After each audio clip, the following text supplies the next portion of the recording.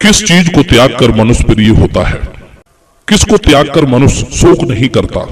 किसको त्याग कर मनुष्य अर्थवान होता है? किसको त्याग कर मनुष्य सुखी होता है?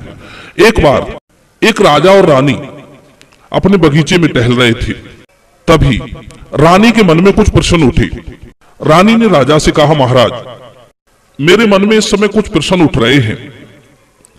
तुम्हारे दरबार में तो बहुत विद्वान आते हैं, तुम उनसे पूछकर बताना कि इनका उत्तर क्या होगा। पहला प्रश्न, किस चीज को त्याग कर मनुष्य प्रिय होता है? दूसरा प्रश्न, किसको त्याग कर मनुष्य शोक नहीं करता? तीसरा प्रश्न, किसको त्याग कर मनुष्य अर्थवान होता है? चौथा प्रश्न, किसको त्याग कर मनुष्य सुखी होता है? प्रश्न सुनकर राजा कहने लगा, रानी, प्रश्न तो तुम्हारे बहुत ही महत्वपूर्ण है, इसमें भला कौन सी बड़ी बात है? मैं कल ही तुम्हारे प्रश्नों के उत्तर लेकर आता हूं। मैं कल ही अपने दरबार में विद्वानों को आमंत्रित करूंगा और उनसे आपके प्रश्नों का जवाब लूंगा। मित्रों, दूसरे दिन राजा जब अपने दरबार में पहुंचा तो प्रश्नों के उत्तर जानने के लिए राजा ने अपने दरबार में बड़े से बड़े विद्वानों को आमंत्रित किया और उनके सामने ये प्रश्न रखे। सभी विद्वानों ने अपनी अपनी बुद्धि लगाई और अपनी अपनी बुद्धि के अनुसार राजा को समाधान भी दिया, परंतु राजा उन उत्तरों से संतुष्ट नहीं था। सुबह से शाम हो गई, हजारों विद्वान आए और चले गए, पर पूर्ण रूप से सही उत्तर किसी ने नहीं दिया। यह देखकर राजा बड़ा दुखी हुआ कि यदि मैं इन प्रश्नों के उत्तर रानी को नहीं दे पाया तो मैं कैसे मुंह दिखाऊंगा।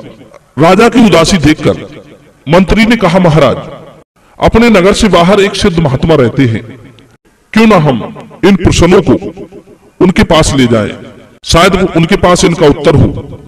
मित्रों, मंत्री के कहने पर राजा नगर से बाहर सिद्ध महात्मा के पास पहुंचे और एक एक करके उन्होंने अपने चारों प्रश्न उन महात्मा जी को सुनाए।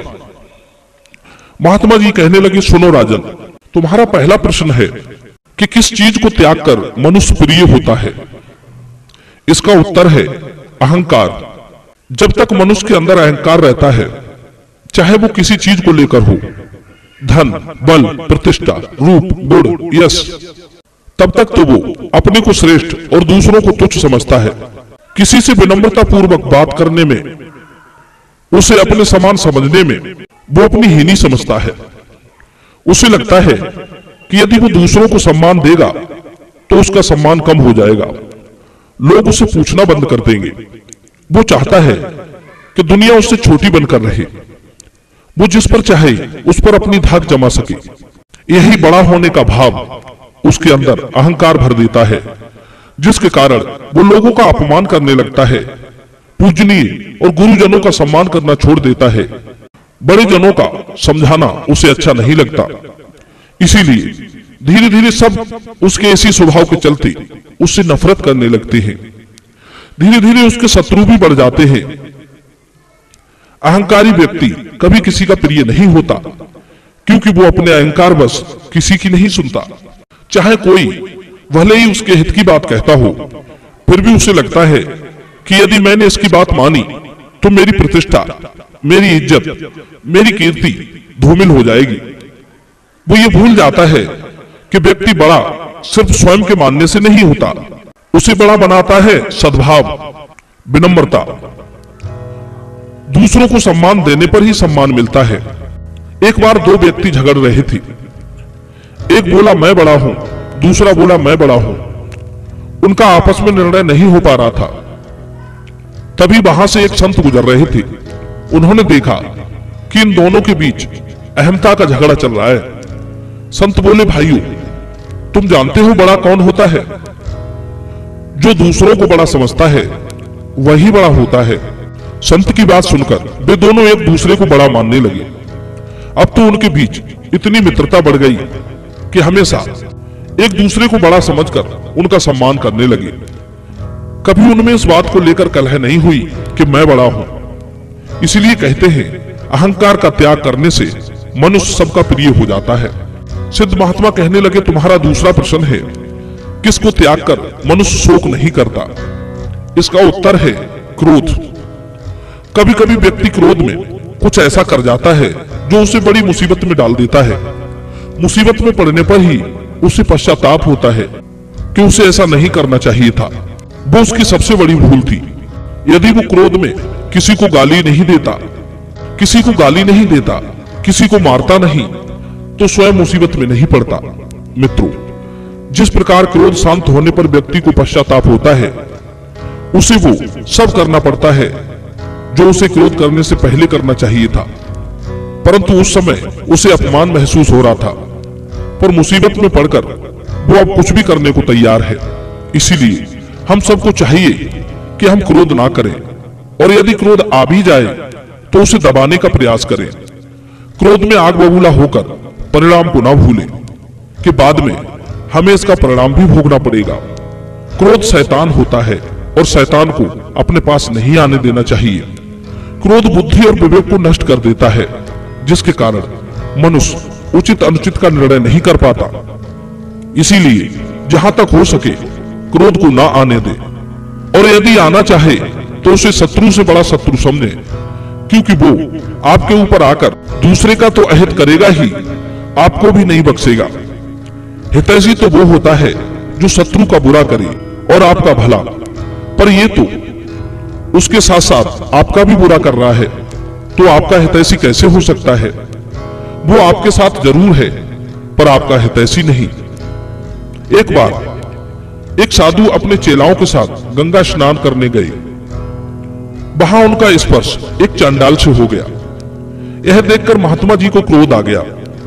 वे उस पर बरसने लगे, धूर्त, पाखंडी, तूने मुझे अपवित्र कर दिया, मुझे फिर से स्नान करना पड़ेगा। चांडाल बोला, महाराज तुम स्नान करो या ना करो, पर मुझे अवश्य गंगा में स्नान करना पड़ेगा, क्योंकि तुम्हारे अंदर बैठे क्रोध रूपी चांडाल ने मुझे छू लिया है।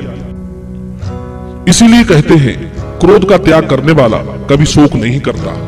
तीसरा प्रश्न है, किसको त्याग कर मनुष्य अर्थवान होता है? उत्तर है काम। मित्रों, अर्थवान का अर्थ होता है उद्देश्य पूर्ण, सार्थक। कहते हैं, काम वासना में लिप्त रहने वाला व्यक्ति कभी अपने लक्ष्य को प्राप्त नहीं कर सकता, क्योंकि कामी को उसके अतिरिक्त कोई कार्य नहीं सूझता। वो वासना में इतना अंधा हो जाता है कि महत्वपूर्ण कार्यों को भी भूल जाता है। जब भगवान श्री राम और सुग्रीव की मित्रता हुई थी, तब उनमें यह शर्त ठहरी थी कि तुम बाली का वध करके हमें राज्य और हमारी पत्नी को दिलवा दो, और हम आपकी पत्नी सीता जी की खोज करवाएंगे। शर्त के अनुसार भगवान श्री राम ने बाली को मारकर सुग्रीव को किष्किंधा का राजा बना दिया। राजा बनते ही सुग्रीव वासना में लिप्त हुआ, और ऐसा लिप्त हुआ कि श्री राम से किए गए वादे को भी भूल गया। भगवान श्री राम प्रतीक्षा करते करते थक गए, मगर सुग्रीव नहीं आया। तब श्री राम जी ने लक्ष्मण को भेजकर सुग्रीव को खरी खोटी सुनाई और अपना वादा निभाने को कहा। तब सुग्रीव ने वानर सेना के साथ श्री राम की सहायता की। इसीलिए कहते हैं, काम को त्याग कर ही मनुष्य उद्देश्य पूर्ण हो पाता है। चौथा प्रश्न है, किसको त्याग कर मनुष्य सुखी होता है? सिद्ध महात्मा बोली, इसका उत्तर है लोभ। कहते हैं, लोभी व्यक्ति को यदि त्रिलोक का धन भी दे दूं तो भी वो सुखी नहीं रह सकता, क्योंकि धन मिलने पर असंतोष बढ़ जाता है, और असंतोष बढ़ने का अर्थ है मनुष्य का सुख चैन नष्ट होना। धन मिलने पर तृष्णा और भी तीव्र हो जाती है। तृष्णा का अर्थ है लालसा। जिस तरह आग में घी पड़ने पर आग प्रबल हो जाती है, उसी तरह धन मिलने पर धन की लालसा दुगनी हो जाती है। कामनाएं बढ़ने लगती हैं और सुख नष्ट होने लगता है। मृत्यु होने तक वो कामनाओं से निकल नहीं पाता। यही कारण है कि लोभी व्यक्ति धन चाहे कितना भी हो, पर वो सुखी नहीं होता। यदि सुख चाहिए तो लोभ को त्यागना होगा। जितना धन अधिक होगा, उतनी चिंताएं भी अधिक होंगी, और चिंताएं अधिक होने का अर्थ है चैन से न बैठ पाना, न सो पाना, न खा पाना। चैन से रो भी नहीं सकता, और जिसके पास चैन नहीं है तो सुख कहां से होगा? इसीलिए चिंता मुक्त व्यक्ति तभी होगा जब संतोष होगा। संतोष का अर्थ है कि अपनी मेहनत और ईमानदारी से जो पूंजी कमाते हो, उसी में जब परिवार की ठीक से गुजर बसर हो रही है, तो लालसाएं क्यों रखनी?